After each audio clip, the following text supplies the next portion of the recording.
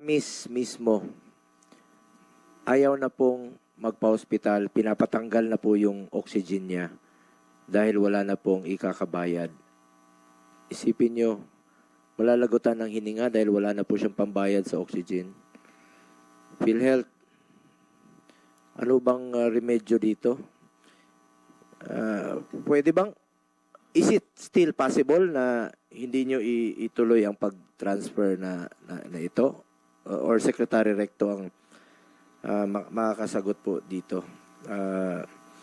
Isang tanong pa. Halimbawa na lang, may karamdaman ka sa puso. Ito pong insertion of implantable cardio defibrillator pulse generator. Ang inyong share ng PhilHealth, parang pacemaker po ito. Di ba yung may mga karamdaman sa puso? Currently, ang inyong share na binibigay 18,000, kailangan yata to about 500,000 para malagyan ng pacemaker. So, ibig sabihin, kailangan pa nila ng 482,000 para malagyan po ng pacemaker. Bakit hindi naman i-cover nyo lahat? Ba't hindi nyo po dagdagan para makatulong dun sa mga hindi maka-afford po? President Ledesma. If I may, Senator Go. Yes, sir. Now that you've mentioned it, we will look closely into it, into increasing that specific. Kung hindi ko na-mention, paano po? Like I said, Senator Go, there are a total of around 9,000 case packages, which we are constantly reviewing and looking into on a daily basis. So that's why I keep on, Senator, with all due respect, that's why I keep on mentioning to everybody, including your honorable selves, no? If you have inputs, if you have comments, if you have suggestions, please let us know, because it's really a tough job po, no? It's really a hard job, and we are all trying our best, but we need the support and the ideas of the experts, no? And like I said, no, what we do kasi sa dami pong case packages, we focus on the top 10 most burdensome diseases. So, but of course, it's not like 10 lang out of the 9,000. Well, that's where our principal focus is, but we are looking at all po. We are trying to cover all po. President Ledesma, time is of the essence. Marami po mga pasyente naghihingalo. Pasyalan niyo po yung mga hospital. Dami talagang namamatay na walang pambayad. Uwi na lang po. Alam ng taong bayan niya, nakikinig po yun. Wawa talaga, gawin niyo po inyong trabaho. Gusto ko lang pong gawing halimbawa. Merong bill ang pasyente, 87,000. Ang gagawin po ng pasyente, sakaling nagkakomplikado yung kaso niya, sir, nagka-opera, ang sasagutin po ng PhilHealth, 5,000-10,000. Kaya nga po may malasakit center, pupunta yan doon sa DOH, hingi po ng tulong sa MAIP ng DOH. Bibigyan nila ng 20,000. Pupunta ng minsan tinatry nilang i-cover. Bakit nyo iasa sa DOH? Diyan naman ang pondo ng PhilHealth. PCSO, bibigyan ng 5,000 kung may PCSO. Kung wala namang PCSO, pupunta sa DSWD, bibigyan ng 3,000 nila. So, ang naipon niya, 10, 20, 33, may balanse pa na 54,000. Ang gagawin yan, President Ledesma, mangungutang yan, isasangla yung karabaw, ibebenta yung refrigerator para lang po makalabas sa ospital. Yan po'y katotohanan at realidad po sa amin sa mga probinsya. Ba't hindi nyo na lang po itaasan yung coverage ninyo, packages or benefits na ma-cover nyo po yung buong bill instead na, imbis na ibalik nyo yung pondo, sa health nga po to, gamitin nyo muna sa health. Marami namang pwedeng walisin si Secretary Recto na pondo ng gobyerno. At mamaya pupuntahan natin si Secretary Pangandaman. After nawalis ni Secretary Recto, yung pondo, saan ba ito gagamitin? Dahil pera po ito para sa health natin. Ako po isang ayon sa ating mga doctors dito. Your Honor. Dapat ang health ay gamitin po, ang pondo ng health dapat gamitin po sa health din. At gamitin sa mga mahirap nating kababayan. Sige, go ahead po. Your Honor, just a quick reply, no? Then maybe I can allow Honorable Sec Ralph to answer the other question. Your Honor, we hear you loud and clear. We agree with you. And rest assured, again, I'd like to reiterate and rest assured this honorable committee, we are aggressively enhancing all of our case packages, no? We are constantly looking at ways to increase and enhance our benefit packages. So, we hear you loud and clear, Senator Go, no? Tinitignan po namin lahat and we will continuously be aggressive in increasing the case packages. Promise po yan from PhilHealth. Thank you very much. Promise yan na. Sabi mo, sa dialysis session, nagdadagdag kayo. Nakita ko yung billboard mo, dagdag na dialysis session sa PhilHealth. Totoo ito. Totoo po. Oh, isa lang ito sa one of 9,000 how about the 8,999? We've just yes. Anyway, just to add on the dialysis, we've implemented no co-payment for hemodialysis. We're tinitignan po namin lahat po. Give us a little time lang po. I assure you po, we will get there po. Nag-aabang po ang mga pasyente. Promise yan po. Promise yan. Tatakbo ka bang? Hindi po, hindi po. May billboard kasi. Trabaho nakita lang ko. po. Trabaho lang tayo sa PhilHealth. Yun lang pa. Gawin niyo muna yung trabaho niyo. Promise po. Thank you po. Alam mo, ano na po yan? That is good karma, sir. Marami ka matutulungan po. Mas importante po ang good karma sa buhay natin po. Alam mo, pag nakatulong ka sa mga pasyente, babalik po sa iyo ang lahat, sir. So, yan lang po ang tandaan natin. Tulungan natin yung mga mahirap nating kababayan. Mr. President, Mr. Chairman. Before I will call on a doctor from Philippine Medical Association, Dr. Santos. Go ahead, Senator. Thank you, Mr. Chairman. President Ledesma, I just hope na hindi lang kami pinapakinggan mo dito. Sana pakinggan mo rin yung sinasabi ni Dr. Dance, ni Dr. Liatson. I-consider Recording in progress. Kuha lang. Para makonsider nyo lahat. Hindi lang kami pakinggan nyo, sila rin pakinggan rin nyo yung sinasabi nila. Sige, Thank you. Dr. Mr. Chair, Go ahead pwede po, makasingit, Mr. Senator Chair? Tulfo. Can I reply briefly, Sen, to the... Can I just reply very Sige, briefly? go ahead po. Sige, Senator. Thank you very much for the comment, Senator De La Rosa. No, again, I just want to assure yourself, Chairman Go, and the Honorable Committee, no, kami po, we are constantly, kami po ni yung Chairman ng Board, si Sec. Ted Herbosa, DOH Secretary, we are constantly in touch, no, 24/7. We are talking to the hospitals associations, the doctors. Constantly po yan. Well, thank you kung ginagawa mo yan. Salamat. Basta, yun lang ang sa akin. Pakinggan mo rin sana yung mga side nila. Huwag lang kami, ha? Yun lang. Okay. Mr. Salamat. Okay, Thank you. Mr. Chair, Senator Tulfo. sabi kasi ni Mr. Ledesma, very aggressive daw sila pag-increase ng case packages. Am I right? Did I hear it right? Yes, sir.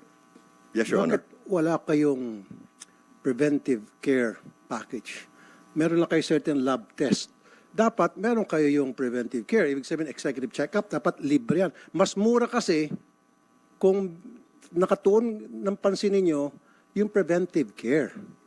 Nang sa gayon, hindi na magkakasakit yung tao. Bago magkasakit, nagagamot agad yung simptomas. Diba? Niresetahan agad ng mga doktor ng mga medisina. Hindi natin hintayin na nagkasakit, malala, saka pupunta sa ospital at kapag nakita ng doktor na may sakit, kailangan i-confine, etc. Hanggang sa na sinasabi kanina ni Chairman, ng ating committee chair na si Senator Bongo, lumalaki na yung mga bill, umiikot, umu-orbit kung saan sa ahensya para mabayaran yung copay. Dapat para sa mga minimum wage earner, dapat zero copay.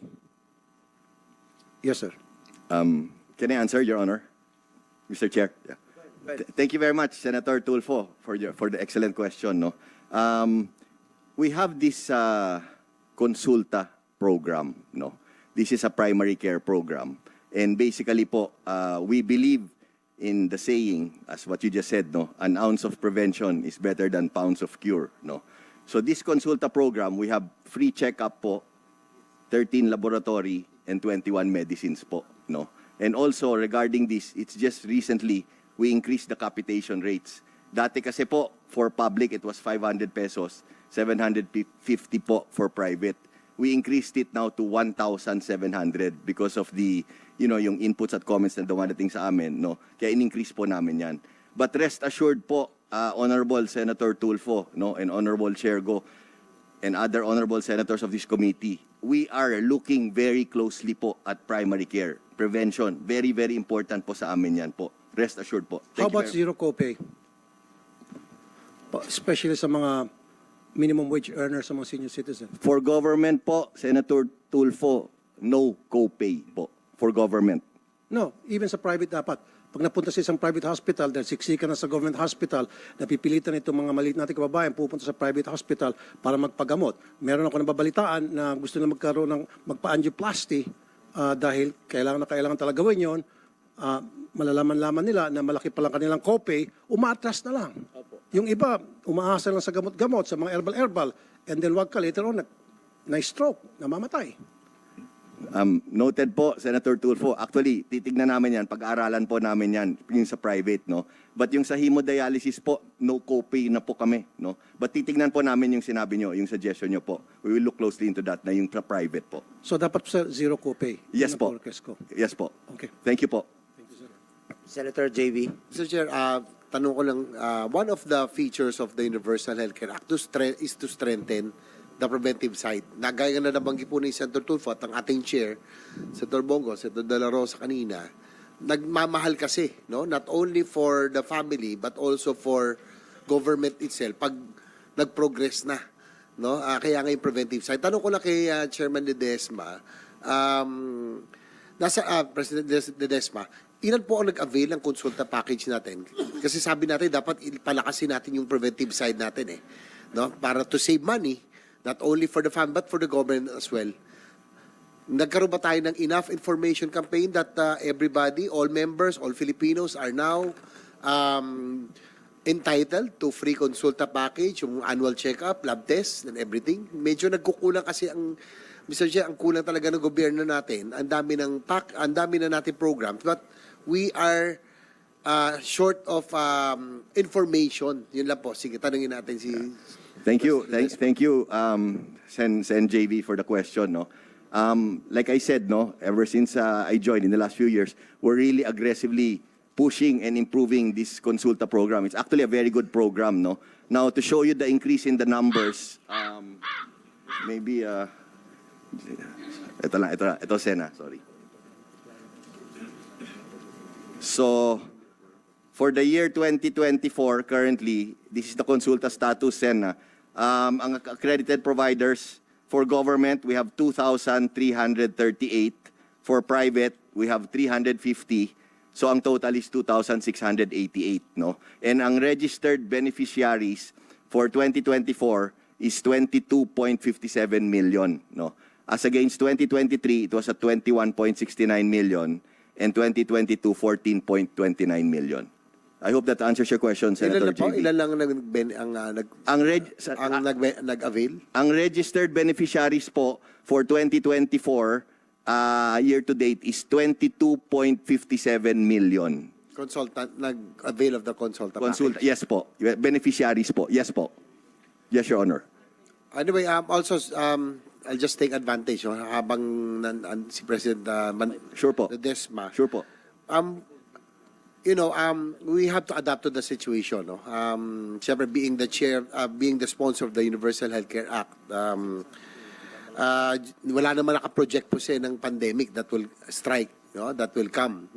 When we were drafting the UHC at that time, it was based on prevailing situations. But pandemic struck, so nagkaroon tayo ng there is a proposed UHC amendment right now. Meron po ako nakuha from yung actuarial computation from PhilHealth. Galing din po sa inyo. Sabi nyo nga ng una, malaki mawawala kung from 5%, i-atras natin to 4%. Kasi we want to give chance to all Filipinos kasi marami bumabangon pa lang, no? Maraming nahirapan. So we have to adapt to the situation. Kaya lang ang ano ko lang sa inyo kasi sabi niyo kanina may excess funds, no? That's why it was remitted to the National Treasury for other purposes. Kaya lang doon po sa inyong binigay sinabit sa amin doon sa UHC amendments, para lumalabas doon sa mga scenarios, meron pa rin kayong kulang, no? Kumbaga kailangan i-subsidize pa rin, no? Like for 2024, mga 70 billion kung sa kasama ka ng adjustment, kung 2025 meron kayo kung hindi mag-adjust 13 billion, 70 billion, 107 billion and so on. So ang tanong ko lang, Mr. Chair, kung merong excess funds, bakit po dito sa inyong projected benefit payments na sa mga darating na taon, magkakaroon ho tayo ng deficit, no, doon sa mga premium payments. Kumbaga kulang. Pero sabi nyo, may excess funds tayo. Pwede nyo liwanagin? Concerned ako, Mr. Chair, because we want also to Thank you. Actually, maganda yung question nyo, Your Honor, no? With your permission, we just want to gather kasi all the data and then can I revert on your question? Pero naintindihan ko yung tanong nyo po. Actually, maganda yung tanong nyo, no? Can we just be allowed to put together some Yes. data and then we will revert po? Yes, it's okay. Kasi numbers po ito. No? But ito po kasi mga numbers ito came from you, came from PhilHealth, actuarial computation, no? Kasi nga, tinignan din po natin kung ano po yung magiging scenario. Once from 5%, iatas natin 4%. But just for everybody to give the chance for everybody else na makabawi muna because of the pandemic. So nakikita ko naman dito kung ano kami, Mr. Chair, kung magre-remit kayo ng excess funds, ilan lang naman yung yung kakayanin. Tanong ko lang sa PhilHealth, kaya ba natin just in case we pass the UHC amendment, no? Mag-a-adjust tayo sandali. Again, para lang makabawi din, para hindi naman mahirapan yung mga direct contributors. Kaya ba natin, considering that you said that you have excess funds, that you are already, you intend to remit to the National Treasury? Thank you, JV. Senator JV. Can I allow my friends from DOF to address the question? You want to make a comment, Sec. Ralph? What was the question? I'm sorry.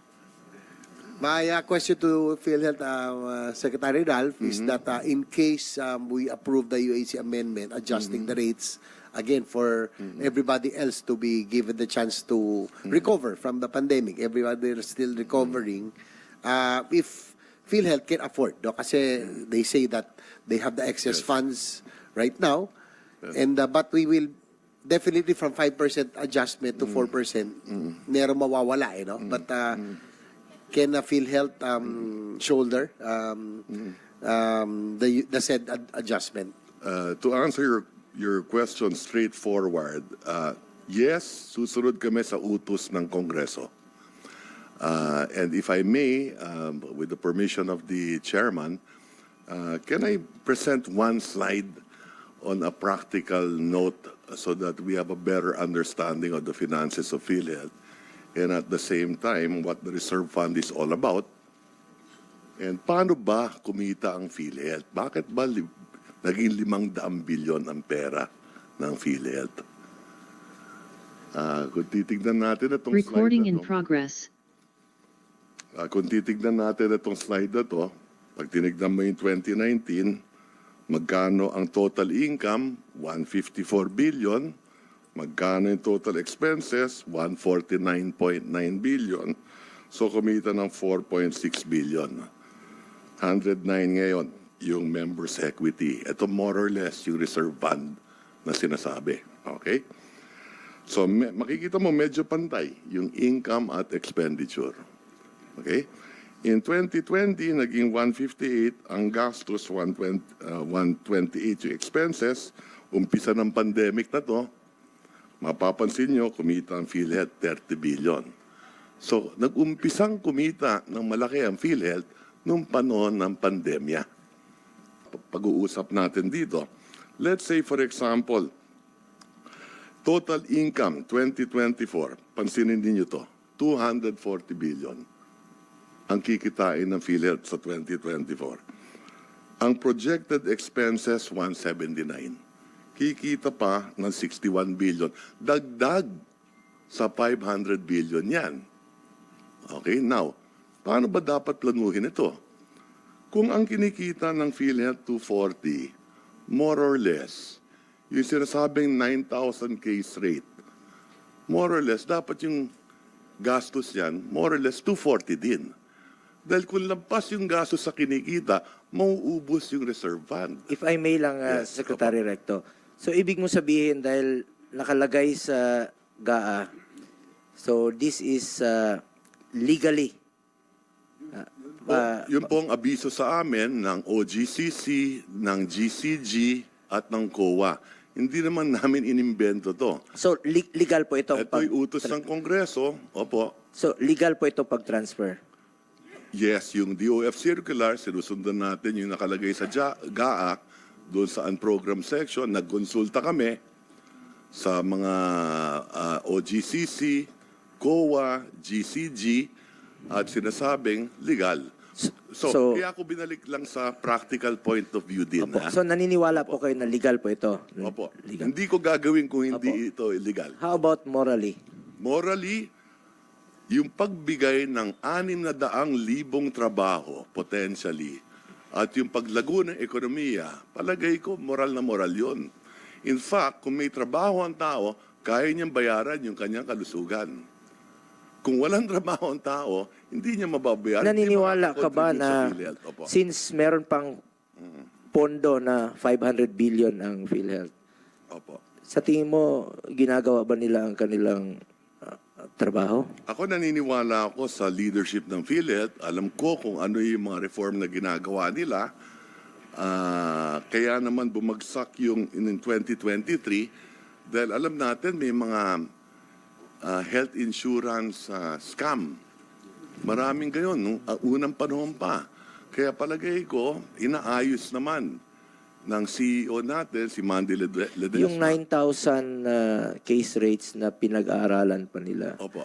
do you think hindi masyadong napakatagal naman siguro? Palagay ko yung 9,000 na yan, pwede natin bawasan ng 900. Bilisan nila, no? Computer lahat yung 9,000. Baka pwedeng bilisan, no? Para magamit yung pondo nila. Tama po Kesa yun. naman na maraming mga pasyenteng namamatay. Opo.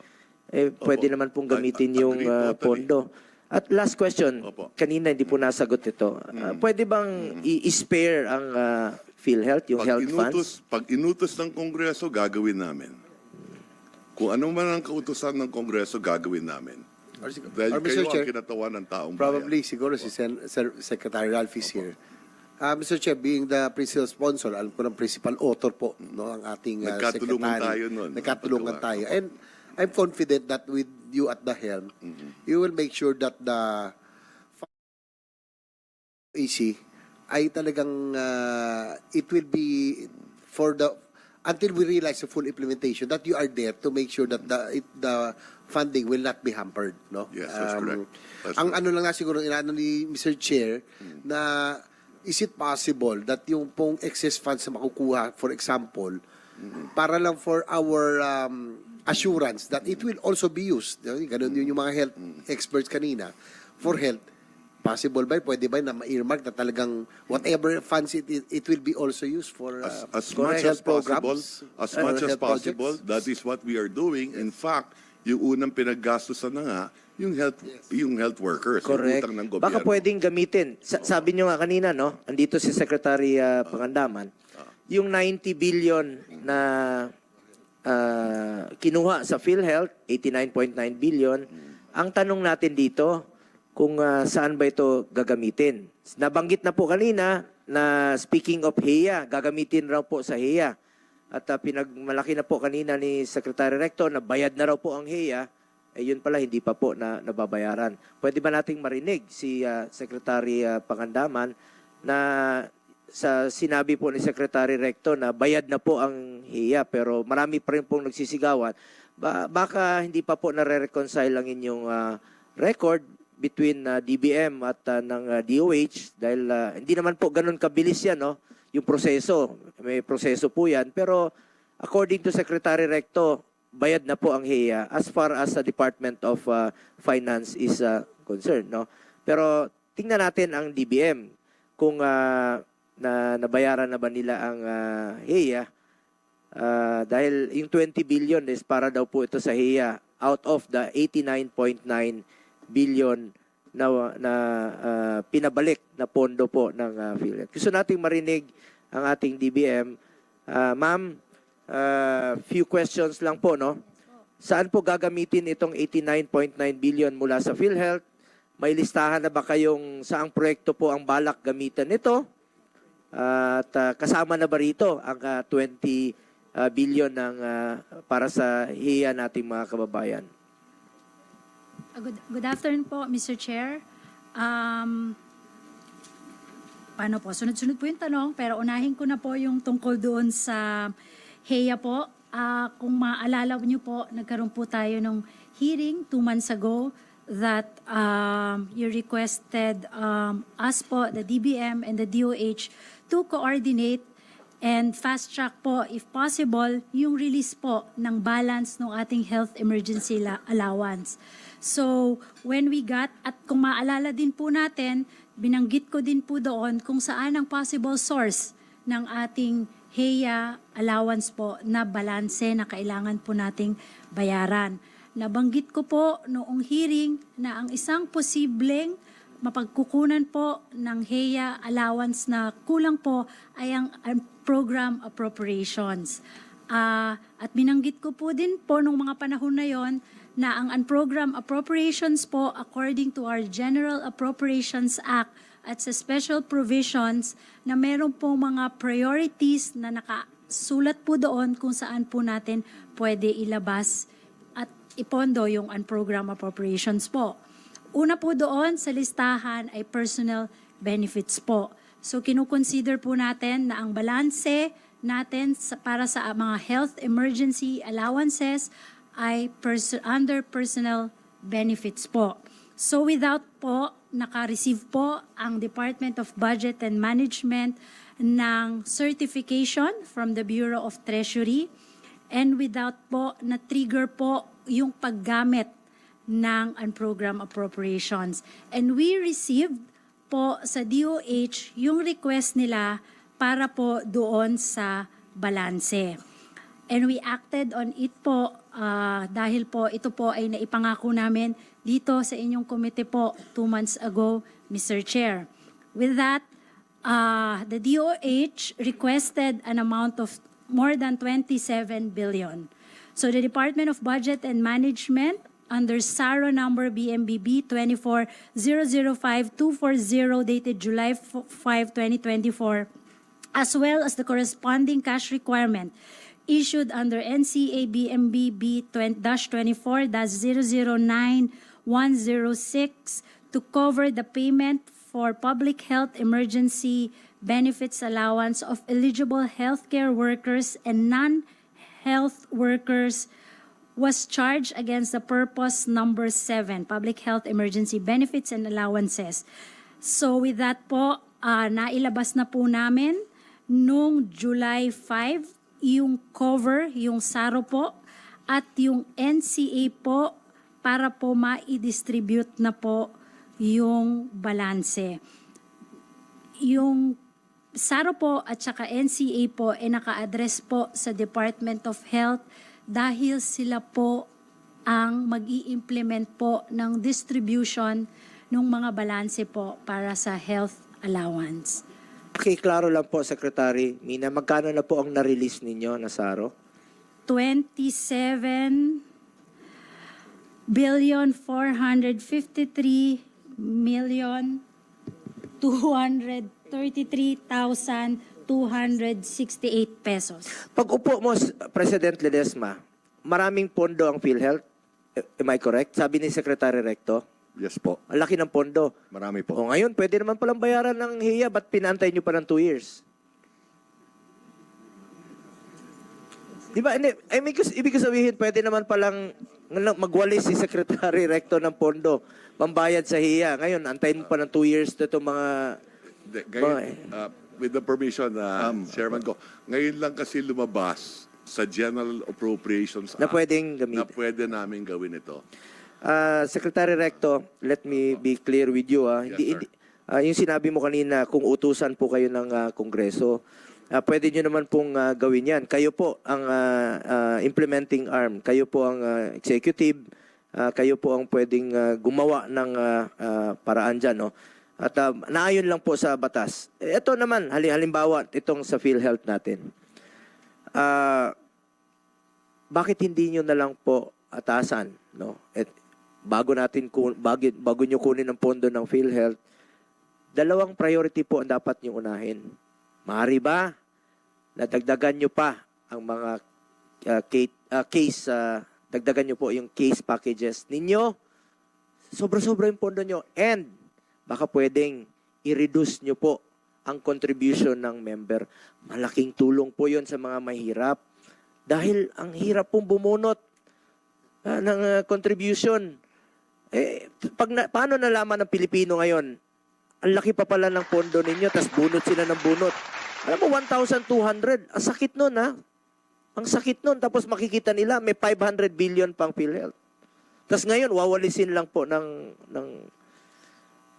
DBM. Naintindihan ko po trabaho ni Secretary Recto, pero gawin niyo po inyong trabaho, President Ledesma. Andyan po yung pondo. 9,000 pa po na case packages o case rates ang inyong pinag-aaralan.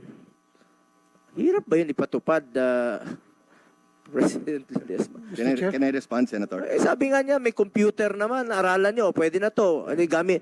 Hindi matatanggap ng mga medical experts natin, mga ordinaryong Pilipino, mga medical workers natin, mga mahirap na mga pasyente, na natutulog yung pondo dyan. Baka next year na naman, kung tulog yung pondo,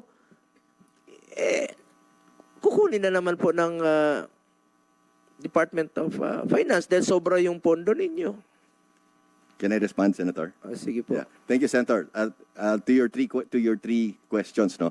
The first is ba't hindi nabayaran kasi di ba we're waiting for the GAA, yung enabling law, no. The second is could we bring down the premium contribution rates? I agree with you po 100%. In fact, we at PhilHealth, upper management, will recommend to President Marcos that we bring down the premium rates, no. And thirdly, most importantly, you're mentioning, Senator, we hear you loud and clear. Bakit nyo hindi 9,000 yung case rates? Gumalaw kayo, ba't hindi kayo nagtatrabaho? Last February 14, Senator Go, just to clarify, no, when we increased the case rate packages, it was almost across the board, Senator Go, no, which means all 9,000 case rates, almost all were adjusted, no. So we did that last February 14, Valentine's Day po, on almost across the board 30% increase. And now we are in the middle of studying another round of 30%. That 30%, Senator Go, with all due respect, is across the board, meaning lahat po ng 9,000 case rates, apektado po dyan, diba? So tinitingnan talaga namin po lahat, no? It's almost across the board. Thank you very much, Senator. Sabi ni President Marcos sa SONA niya, bago matapos ang taon, may isama ang benepisyo ng PhilHealth ang chemotherapy para sa cancer sa baga. Atay, ovary, prostate. Diba? May isama rin po ang benepisyo para sa mga children with disabilities. Pwede pala. Yes po, actually, Pwede. Actually, Pwede naman pala, di gawin mo. Ang dami pang pwedeng gawin. Ang dami pa. Actually po, yun, as the Senator, with all due respect, nung minention po yan ni PBBM sa SONA, kami po nagbigay sa kanya ng information, yung timetable, as to when these case packages will come kaya out. nga, pwede nga pala. Yes po, pwede po. Gawin niyo po yung trabaho niyo. Gagawin namin Para po. Yes magamit niyo po yung pondo ninyo na 500 Mr. billion. Chair, Yes po, we shall do po. We shall comply po. Thank you po. Mr. Chair, meron akong 2 issue na lang i-raise. Bago tayo mabusan ng oras, at ito ay matagal nang ilalapit sa programa ko. Number 1, yung mga delinquenting mga employer na hindi nag-remit sa PhilHealth, mas malaki pa sana kikitain ninyo kung very efficient ang inyong mga tao sa paghahabol doon sa mga delinquente, pagpapile ng kaso. Billions pa siguro kikitain dyan. And then number 2, bakit wala kayong plano para sa dental care? kulang. Although meron kayong tinatawag na oral surgery, pero doon sa preventive care, sa dental care, wala kayo. Dapat meron din kayong programa para libre pustiso para sa mga senior citizen. Marami mga senior citizen, parang 8 out of 10 pagpupunta sa programa ko, mga bungal na dapat hindi yon. Dapat magbibigay ka ng libre pustiso. Meron doon sa mga minimum wage earner na hindi ka magpapustiso dahil maliit yung kanilang sweldo. And also, mind you, sir, yung taong bungal o walang ngipin, nadi-discriminate yan. Mahirapan sila maghanap ng trabaho. Especially kung sila ay magtatrabaho bilang clerk, customer service, front desk. Sino tatanggap sila na bungal sila? And then tinatanong ko sa kanila, ba't hindi kayo magpa-cover sa PhilHealth? Hindi po cover ng PhilHealth, sir. At dapat, sir, kulang kayo sa information dissemination. Dahil ito, universal healthcare, dapat lahat ng Pilipino, may trabaho wala, nagkukontribute o hindi, ay dapat covered ng PhilHealth. You lack in that department. Sana, sir, ipaalam nyo sa lahat ng Pilipino na all you need to do is register and you'll be a member of PhilHealth at nagkasakit ka kahit wala kang trabaho, wala kang contribution, covered ka ng PhilHealth. Di ba, sir? Can I reply, sir? Thank you very much for your questions, for your excellent questions. I'll answer the third one first. On information dissemination, actually, sir, si Honorable Congressman Erwin Tulfo has mentioned the same thing. And he offered his services to us, which we are going to accept. Sabi niya, tutulungan ko kayo. Kasi a lot of people, ang ganda ng mga ginagawa niyo sa PhilHealth, pero hindi na disseminate sa far-flung areas. So we are going to accept the kind generosity and help of your brother, sir. No. On the question on the dental package, actually si Yusek Chong ng DOH, in-approach rin ako. President Ledesma, if I may lang po, nabanggit ko kanina sa opening statement ko, totoo ba yung 440 lang po yung counterpart ninyo sa dito sa or Yusek Molly, pwede nyo bang banggitin kung nabanggit ko kanina 440 lang? Good afternoon, Mr. Chair. I was consulted by the dental division of the DPCB of the DOH, and they already gave me a recommendation na 440 with fluoride alone. So I was saying, if you get a good fluoridization, it's 100 plus already. So anong bibili natin with that amount? And we have so much money in PhilHealth. And sayang po kasi na hindi nagagamit natin ng maayos. Tama po si Senator Tulfo with his remarks as well as your remarks with regards to the dental. Ito po talaga yung nane-neglect. But I already talked to Press Mandy that I am very much willing to help with regards to the creation of what will include in the preventive program of the PhilHealth with regards to the dental health. So magkano po, President? Alam nyo, lahat ng Pilipino, pumupunta ng dentist dapat yan. Pero yung iba, ayaw na lang dahil walang pambayad. Actually, thank you, Yusek Chong. Thank you, Senator Go. So just to add, that the dental, nag-uusap po kami ni Yusek Chong, no? Just to add, that dental package will be part of our consulta program before the end of the year, no? So makakasama na po siya. So ngayon pa siya. Yes po. Yes po. But we hear you po loud and clear, and we hear Yusek Chong. We are currently looking into how we can enhance the dental package Mr. po. Chair? No. Mr. Chair, pwede And then lastly po, sorry, lastly, Sen, yung question mo, I think that's also you who raised the question on the delinquent employers. We have filed a total of 1,938 cases versus delinquent employers po. Just to answer your question po. Thank you very much po. Okay. Go ahead, Mr. Senator. Chair, bakit wala kayong programa para libreng pustiso? Sa lahat ng mga minimum wage earner, so sa lahat ng member ng PhilHealth na wala naman dapat copay na, ba't di kayo nag-concentrate dyan? Marami tayong mga senior citizen na mawalang mga ngipin. So baka pwede kayo magkaroon ng programang ganon na free. May lumapit po sa akin sa Cebu. Ako pa mismo naghanap pa ako ng murang dentista doon kasi yun ang ni-request sa akin na magpalagay ng pustiso. Pasubo ako, sarili kong sweldo, binayad ko doon sa pustiso.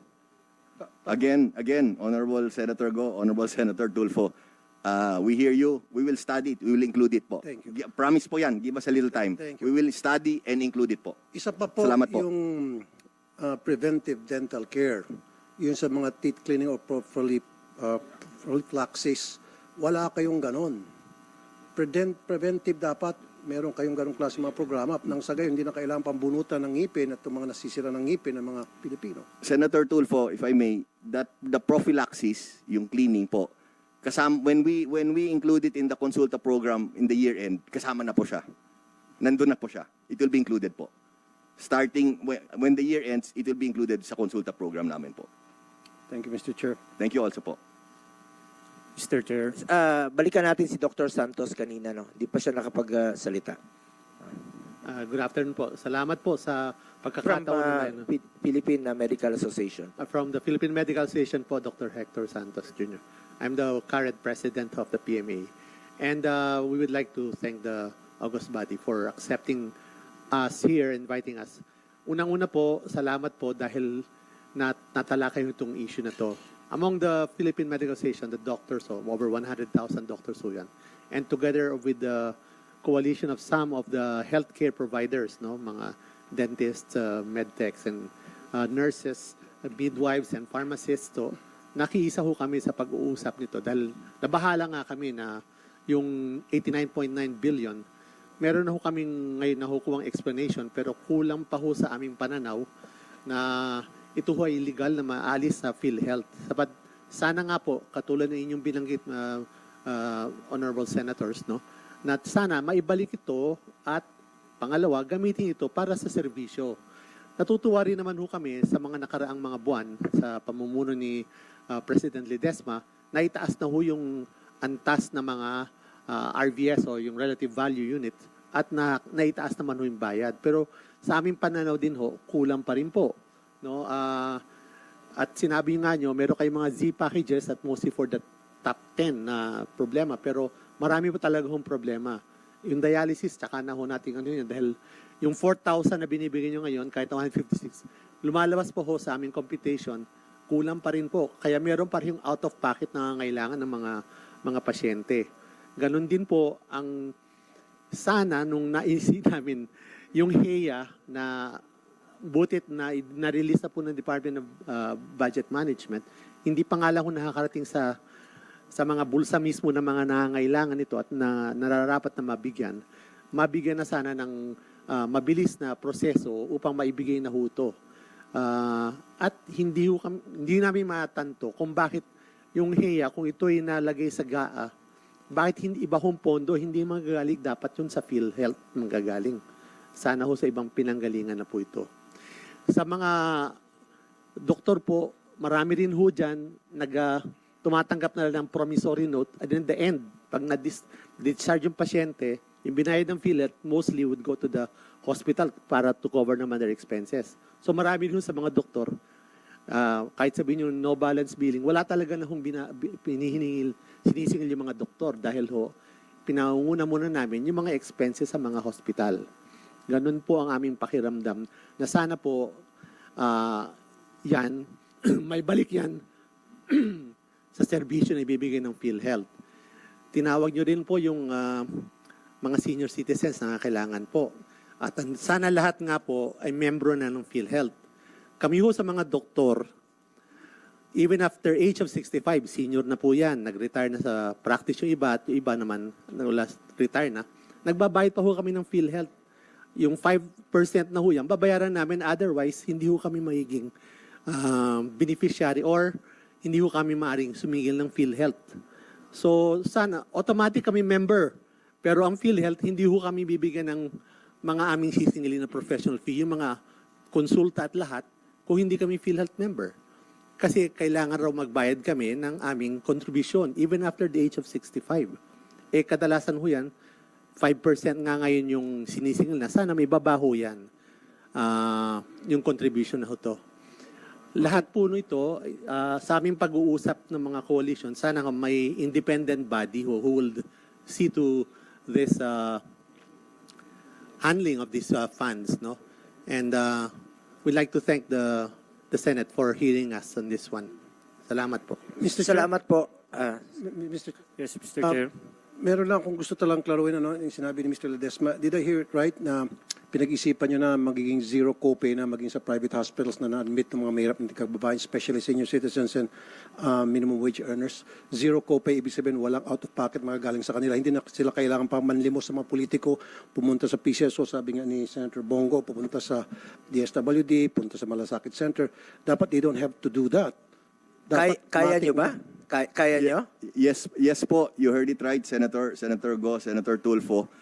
Currently kasi sa government, wala, diba? But we are looking at, yes, on private also. When will that happen, sir? We'll move as fast as we can, Senator. Promise yan. And we will keep you posted. Okay, kasi para sa akin, Bibilisan po namin po as Opo. fast as we can. marami kasi ako narinig ng mga kwento, ng mga reklamo na yung mga pasyente na na-admit sa private hospitals because siksikan sa public at yun lang yung merong pasilidad na para gamutin yung kanilang karamdaman. Yung pagkalabas na sa ospital, baon sila sa utang. Na meron palang perang PhilHealth, 500 billion and all. Bakit hindi natin ilibre yung mga malilit nating kababayan na pinagbabayad pa natin ng copay? Dapat zero copay talaga para sa lahat. President Ledesma, I want to clarify, no? Yung sinabi nyo kanina na walang babayaran sa public hospital, sa ward lang. Pag sa ward, di ba charity ward? No balance billing, yes. Pag Yes, sir. charity ward, that is only 10%. Am I correct? 90% public, 10% private, sir. Iklaro nyo po na yung wala ba NBB silang wala ba silang babayaran sa public hospital? Yung mga nasa admitted sa hospital, wala. Marami may babayaran sila. Maging sa public, nagbabayad ata eh. Nagbabayad sila. Yung sinabi mo kanina, wala silang babayaran, wag kang mangako sa publiko na hindi totoo. Sa government hospitals po, dapat, NBB, no balance billing, 90% po. What Dapat do you mean? 100% na lang siguro. What do you mean 90%? Ilan ba? 10% yung charity ward, di ba?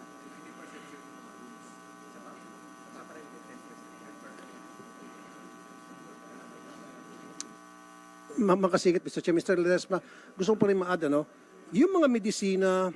Senator, dapat- Senator, just to answer your last question, we'll work as fast as we can, pero siguro a realistic timetable, Senator Tulfo, will be maybe around 6 months po before we can start implementing. Singit isa pa. Yeah. Dapat yung mga medisina nireseta ng mga doktor, ilibre na rin sa mga mahirap nating kababayan. Yung mga admitted, tapos may mga gamot na dapat ibigay sa pasyente o nireseta ng doktor, dapat libre na yon, especially sa mga maintenance. Dapat ilibre na yon. Gamitin niyo po yung pera ng PhilHealth na Yung- malibre. Sorry, Senator. Ito gusto ko, based on my experience, sa kakaikot ko sa mga hospital, punta ka ng heart center. Nakapunta ka ng heart center? Yes po. Yes po.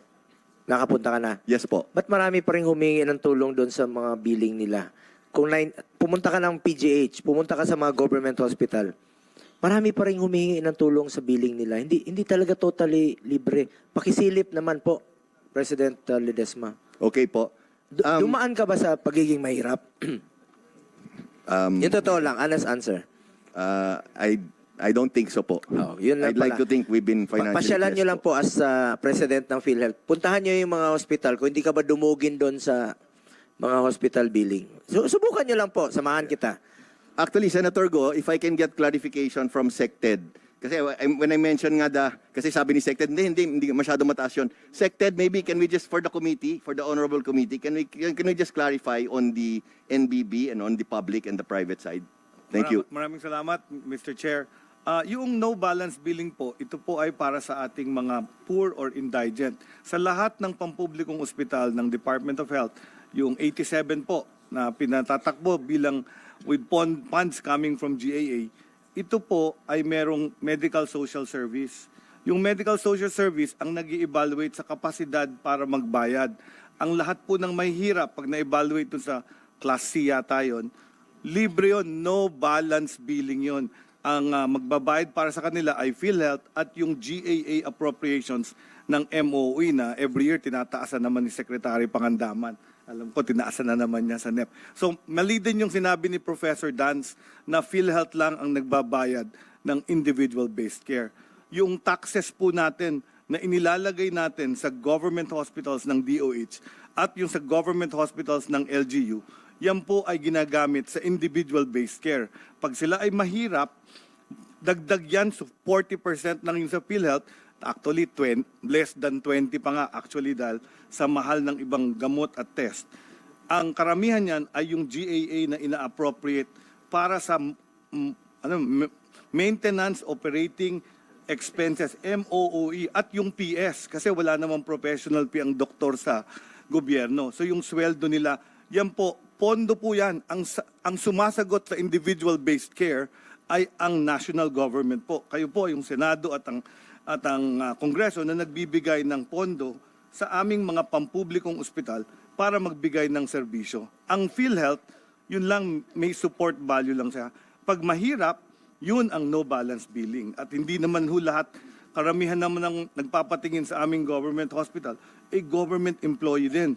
Sa heart center, kung minsan, hindi talaga ma-afford ang heart operation sa private hospital.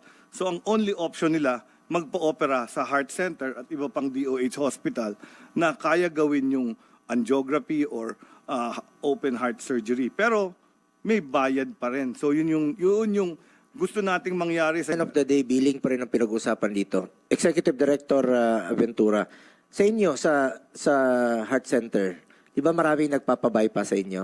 Opo. Maraming nagpapa-angiogram sa inyo? Opo. Magkano po ang billing nila pag lumalabas sila? Halimbawa lang. Sige, isa pong angiogram, ang costing niyan pagka-pay, mga 50 to 70, depende kung anong kwarto po. Plus professional fees, magkano po? Kasama na po doon. 70. Magkano pero yung- sinasagot ng PhilHealth? Sa mga 10 to 10, 20, mga ganun. 10, 20. Oo. Yung 50,000 saan nila kukunin? Depende ho kung anong classification ho nila. So- Sometimes pwedeng, ano sila, Di ba lumalapit sila sa DOH for MAIP? opo. Bakit hindi tulungan ng PhilHealth? Lakihan pa nila yung ang tawag nito, ang case rate nila doon sa heart. Well, meron rin naman silang Z benefit. For sa ano po sa cabbage or bypass, may Z benefit po sila. Ang ginagawa nila is nagbibigay ng almost 550,000 para sa sa magpapa-bypass. Pero naniniwala ka kulang talaga yung naghahanap pa sila ng paraan, no? Oo. Di ba? Nagmamakaawa. Yung iba hindi pa na-operahan, di ba? Marami Dahil po, wala marami silang, pa. nag-iipon pa sila. President Ledesma, pakitingnan nyo naman, ang dami dyan sa heart center, hindi pa po sila na-operahan dahil takot sila magpa-operahan dahil baka wala silang pambayad. Baka pwede nyong silipin ito, may mga heart warriors dyan, dito pa nga pupunta sa amin eh. Dapat pwede naman silang pumunta sa inyo na baka taasan nyo po yung tulong kasi meron nga kayong 500 billion. Alam mo, Sir President Ledesma, hindi maintindihan ng ordinaryong Pilipino po yun na meron kayong pondo na 500 billion. Tapos ito, naghahanap pa sila ng tulong mula sa iba't iba. Mangungutang pa yan. Senator, Dalawa lang yan ha. Taasan nyo yung tulong ninyo, counterpart ninyo sa pagpapa-opera sa mga case rate. Then, pag-aralan natin ng mabuti dito sa Senado, andyan na yung bill, no? For interpellation na yung i-reduce po yung or suspension muna ng pag-increase ng contribution. Ang sakit po mag-contribute sa mga ordinaryong Pilipino. Bawat piso po ay napakahalaga sa ordinaryong Pilipino. duly noted. Magko-contribute sila habang nakikita nila na meron pa kayong 500 billion. Duly noted, Senator Go. We will comply. Also, Senator, we will also schedule a meeting immediately with the Heart Center. No, sa schedule po namin yan. We will see how we can move forward po. Hindi lang po sa Heart Center, NKTI, yung mga nagpapa-transplant, dialysis, punta ka ng lung center, punta ka sa children's hospital. Ang dami dyan. Marami mga pasyente na kailangan, biliary atresia, na hindi po, wala silang kakayahan talaga. Hindi nga nila yung iba namamatay na lang po dahil hindi nila ma-afford ang pagpapa-opera sa mga transplant po. Pakisilip naman po, yan lang po ang pakiusap ko sa inyo, President Manuel Ledesma. We shall definitely comply, Senator Go. Gamitin niyo po ang pondo ng PhilHealth sa health po, tulong sa mga mahirap. Pera po ng tao yan, ibalik niyo po sa tao yung pera ng tao. We shall comply po. Mr. Chair? Thank you. Okay. Thank you, Senator. Bakit hindi kino-cover ng PhilHealth yung CT scan, MRI, ultrasound?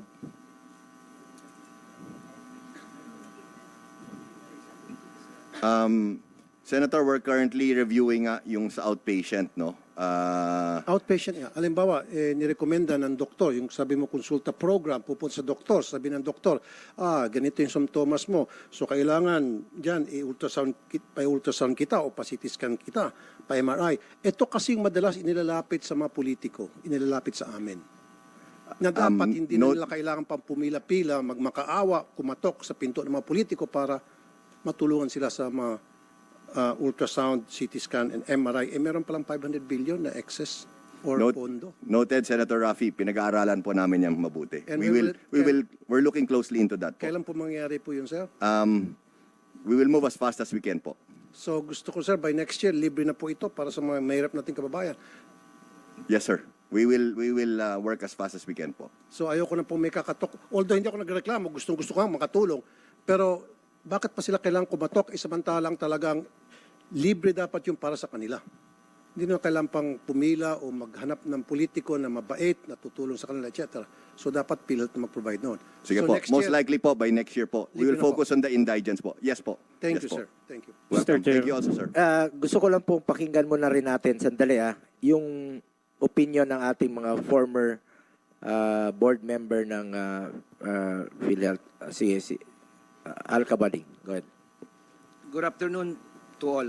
Actually, I just flew in. I was looking around. Maybe I was the one who arrived here early. I took the early flight.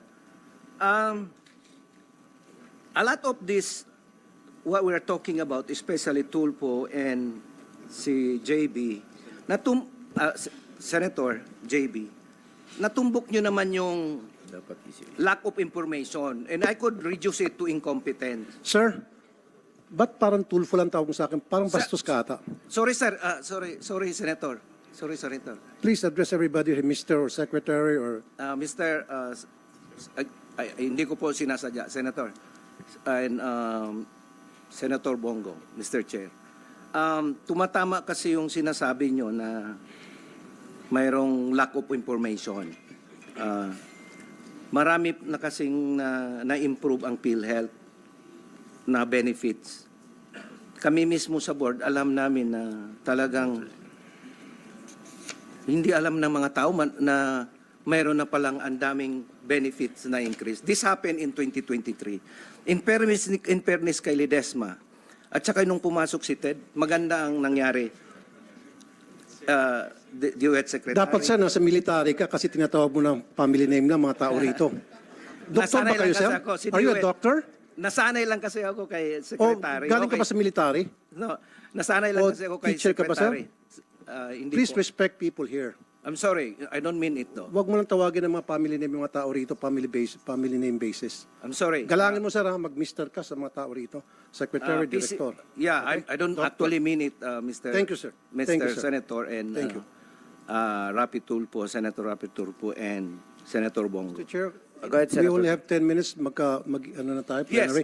This is the meron last ako isang one. habol. Sir, excuse me. Meron ako isang pahabol. Dito po sa PhilHealth. Yung pong mga delinkwenteng mga employer na hindi naguhulog sa PhilHealth and yet nagbabawas sila sa sweldo ng mga tao, sabi nyo may mga na-prosecute na? Meron na hubang nakulong?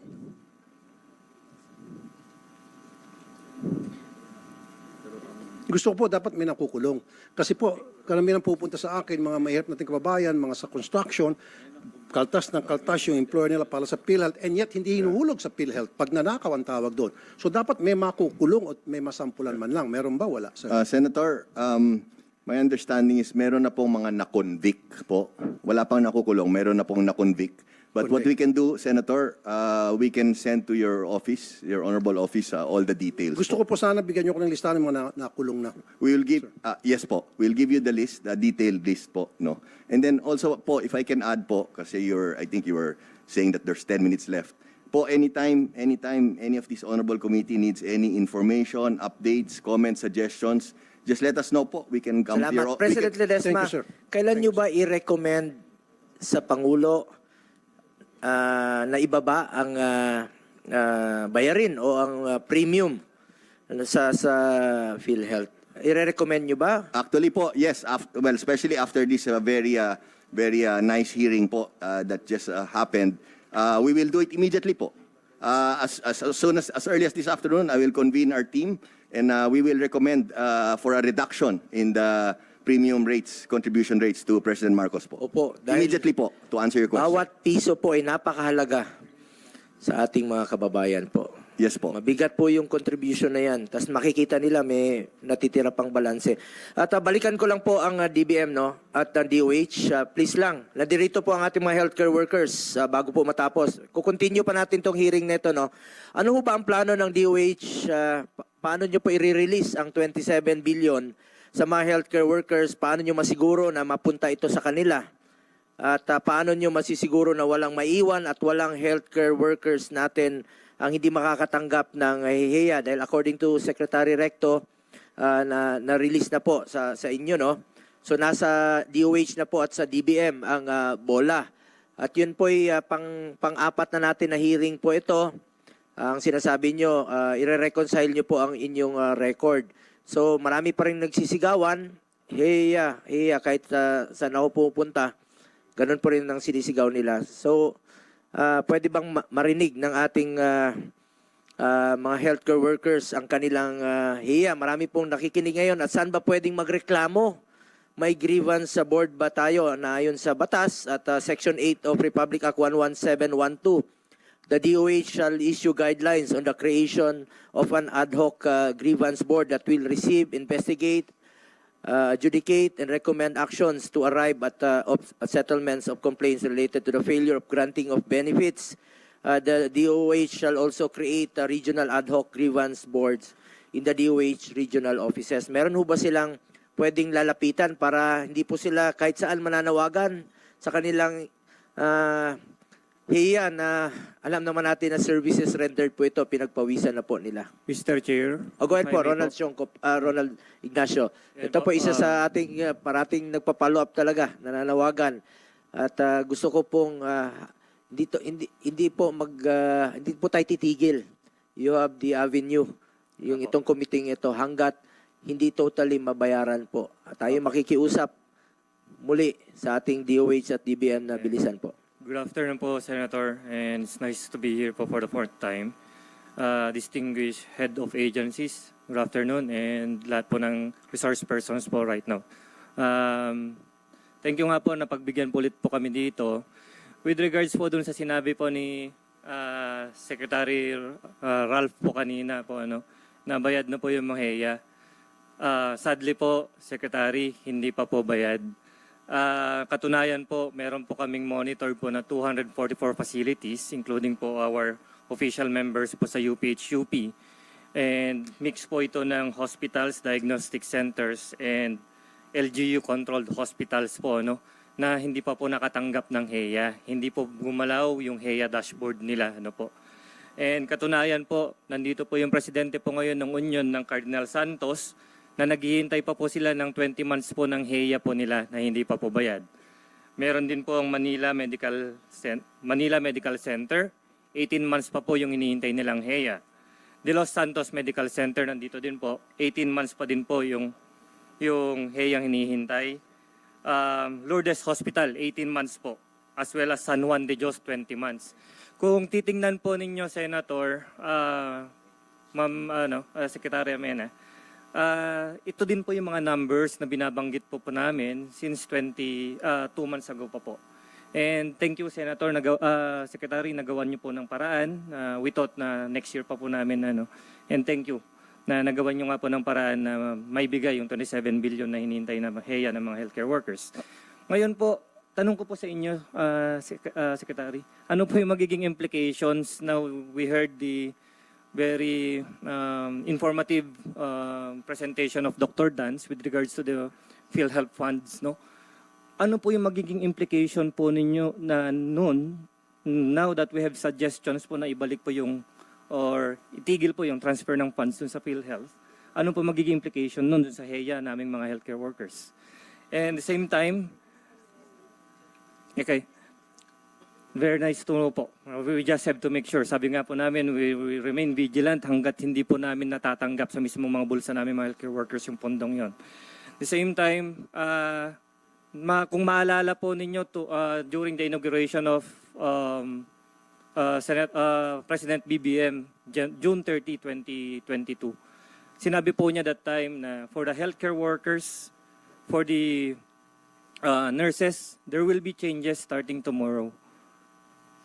Inasahan po namin yun. Napakaganda po na meron po tayong mga batas regarding dun sa full implementation ng Universal Healthcare Law na sabi nga po ni Sir, very ambitious. Pero siyempre po bilang Pilipino, we're aiming for that. Bilang healthcare worker, alam ko na maraming matutulungang mga kababayan nating mahirap po yun. Pero nakikita po namin, nasaan po yung healthcare worker po doon? Kasi we're aiming for the full implementation of the Universal Healthcare Law, and yet kami pong mga healthcare worker na may mahalagang papel na ginagampanan sa kalipunang Pilipino ay parang napag-iiwanan. Actually, meron po akong kasama na union president po dito, he's a radiology technologist by profession. He came all the way from Bethany Hospital, La Union. Lumuwas pa po siya rito para mapakinggan lang po yung kanyang hinaing. He spent 30 years na po bilang RadTech. Nandyan na po yung hazard sa kanya. May exposed po siya sa radiation. Pati double whammy na po, pati sa mga sakit ng pasyente. Ngayon, he spent 30 years in the profession, and yet nakakalungkot po na 18,000 lang po yung sinasahod po niya kada buwan. 30 years po, imagine. Kaya sana matulungan po ninyo kami kasi gaya nga po ng sinasabi ko noon, napakaraming suliranin po yung kinakaharap ng mga healthcare workers sa buong Pilipinas po. Kaya sana wag po kaming maiiwanan ng mga healthcare workers. Lahat po ng programa yung ito para sa ating mga mahirap na kababayan. Sana isama nyo naman po kami. Lalo na nga pong itong nurse, sa aming mga nurses, lahat po ng allied healthcare professionals, may mga iba po sa amin na mas gustong manilbihan po sa ating mga kababayan. Hindi po namin ninanais na mag-abroad po. So sana po, honor us who dared to stay to serve our countrymen. And regarding nga po doon sa sinasabi ni Senator Bongo po kanina na lumabas po kasi yung implementing rules and regulations ng RA 11712, April of 2023 pa. Putulin lang kita, Mr. Ronald Ignacio. Pasagot lang natin sa DOH kagad immediately. Mag-hearing tayo muli tungkol dito, hindi pa naman to tapos. Isususpend ko lang. Pakinggan lang natin DOH at saka DBM tungkol dito sa concern niya sa 27 billion. Kailan po marirelease ito? Lahat po, sir. Salamat, Mr. Chair. At pasalamat din kami sa mga health workers. At finally, yung 27.4 billion ay meron ng source of funds. Ang 10 billion po na i-release na yung sa Department of Health at nagkaroon ng sub-allotment allocation na sa bawat region. So yung mga hindi pa nabayaran dito, so far, as of 2023, nakapagbigay na kami sa 12.8 million health workers. Yan So kailan po ang target ninyo na totally mabayaran po? Since na-release na po, by October. So tandaan nyo po by October daw, ma-release po nila. Sana po. Go ahead po, Yusek Bravo. Mr. Chair, good afternoon. I will just give you the updates of the 27 billion which was released by DBM to us just SAROL July 5. The NCA was released to us July 15, and we right away sub-allotted it to our regional offices. So, ang 27 SARO allotted na sa regional offices namin. Ang NCA, nagkaroon because of cash programming, we release it by trans. So, we'll release it by 4 months. Starting July, we have released already 10.1 billion. For the month of August, 9.8 billion. September, 4.06 billion. And the balance by October, 2.9 billion. So target nyo, October, Yes. bayad lahat. Yes. So promise yan, ha? Sa balance sa 27 billion, yes. We promise that. So ibig sabihin, after 27, meron pang magka-crop up? Most likely kasi some health workers are still requesting for appeals and So, reconsideration. Secretary Recto, baka pwedeng matulungan rin po ito, DBM, kung sakaling may magka-crop up pa na mga balanse, no? Priority nyo naman po ang healthcare workers. Yes, Mr. Chairman. As I said earlier, ang nababayaran na natin mahigit 127 billion. So siguraduhin nyo po na itong mga pondong mawawalis nyo pa, bigyan nyo ng priority. Priority talaga O, sila. narinig nyo, Secretary Recto, priority nyo po, no? Balikan lang kita, basta October, wala na ho tayong panahon kasi. So, please meet your target by October. Yes, Mr. Chair. Just to additional information, we release it by tranche because we considered two factors. Number one is for cash programming, and number two is the absorptive capacity of the health facilities to implement this 27 billion. Okay. Ma'am, Secretary Ted, one last question. Tungkol sa mga HPEP, no? Dami pa sa Bohol na hindi pa rin operational. Yung iba, 3 years na, hindi pa rin. Pakisilip nyo lang po yung mga nabanggit po ng Pangulo, yung Super Health Center nung SONA. Baka pakicheck nyo po na maging operational po ito. At sa PhilHealth naman po, Attorney Santos, baka check nyo lang po na yung mga consulta package, maka-accredit po sila. At saka yung inyong pinangako sa mga previous hearings na walang matatanggihang pasyente, kumusta na po yun, Secretary Ted? Sir, number one, yung sa Super Health Centers, 37 na po ang na-open ninyo at ni President nitong nakaraang administration na, yun ang sinasabi niya. Pero marami pa kaming under construction, almost 200. And some of them, naghihintay ng license kasi either wala pa siyang doktor or wala pa siyang nurse. So, i-fulfill natin to para magkaroon sila ng licensing approval para mag-operationalize na. Pagkatapos yung promise namin na wala tayong tatanggihan, dyan po napupunta yung ating MOOE, no? Ang tawag namin dyan, Quantified Free Service. Pag ikaw ay mahirap at pumunta ka sa pampublikong ospital, lalo na doon sa pinatatakbo ng Department of Health, kami po ay hindi tatanggi sa Sa mga malasakit pasyente. centers, hindi Sa naman malasakit natatanggihan ng center dyan, pasyente. hindi rin natin tatanggihan yan. At kung ano yung kanilang benefit sa PhilHealth, sa Department of Health, yung tinatawag na MAIP funds at yung sa PCSO at DSWD, na ibibigay po yan sa ating mga malasakit program office po. Salamat po. Senator, Ma'am, Honorable Senator. we have to end the hearing po. Apo, ako po si Mayor Nagaite, presidente po ng Barangay Health Workers o BHW ng National Opo, Capital Region. kayong sumisigaw ng HEA parati. Yes ma'am. po, mula po ako sa Mandaluyong City. Opo. So, sa ngalan po ng BHW ng buong bansang Pilipinas, ito po yung pagkakataong hinihintay namin. So, narinig ko po na hanggang October, sila po ay private. Kami po ay sa mga health center naglilingkod. So, paano po ang gagawin namin kung ang mga mayor o sa bawat LGU ay hindi pa po napupush itong sinasabing binitawan ng kahit dito sa NCR na para po sa aming mga health workers o mga BHW.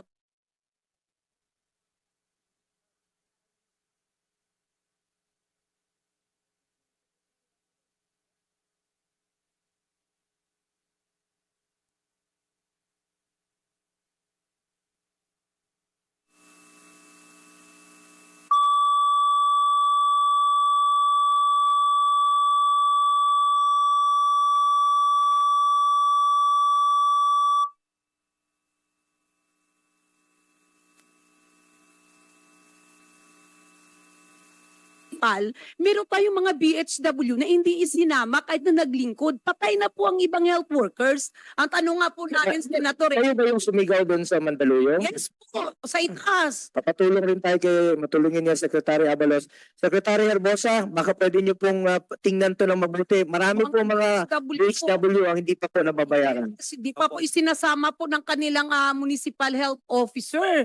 Doon Doon po ang problema naglingkod po natin. kami sa bayan. Nasaan po yung bayan naming pinaglilingkuran? Correct. Yun po I yung agree with you. po. Kaya po, meron kayong avenue. May committee kayo para pakinggan. Sected. Tama po, Mr. Chair, no? Kung ang natanggap namin yung isinumite ng kanilang mga municipal health officer at mga mayor na isama doon sa listahan. Kaya na-compute namin yung final universe. Ngayon, lumalabas na didiscover namin, meron palang marami pang hindi na isama. So, So, posible meron pang pang, mga appeal. posible pang madadagdagan itong... Naalala nyo ang deadline natin for application for benefits was December 31, 2023. Minove natin yon, nagdagdag tayo, ginawa nating February. At nung February, nag-meeting tayo dito, binagdag na namin hanggang May. So ngayon, ang nangyayari, meron pa rin nag-a-appeal after. So kailangan ma-reconcile. Anyway, babayaran muna natin. Surrendered po ito. Babayaran natin muna lahat nung nakapasok in the deadline.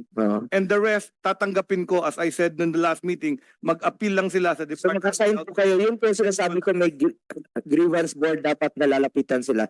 Anyway, due to lack of time, we acknowledge the effort. We acknowledge the efforts of PhilHealth sa pagsulong ng mga programang makatulong sa kalusugan ng bawat Pilipino. Ngunit tatapatin ko po, kulang pa talaga.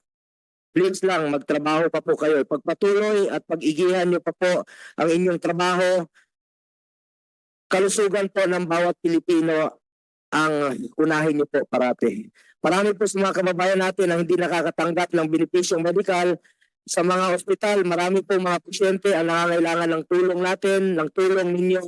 Huwag pa natin hayaang magmakaawa pa sila upang makatanggap po ang ano pong nararapat sa kanila. Regarding this PhilHealth Fund transfer, ulitin ko po, legally, meron po kayong rason, but morally for me, this is unacceptable. Ang pondo po ng kalusugan ay dapat gamitin sa proteksyon ng kalusugan ng taong bayan, lalong-lalo na po yung mga mahirap. To our finance managers, alam ko po, ginagawa niyo po inyong trabaho to make sure every priority of government that can benefit our people gets a sufficient piece of the pie of our budget. But please, as chair of this committee, Secretary Rector, please lang po, please prioritize health. Ang kalusugan po ay katumbas ng buhay ng bawat Pilipino.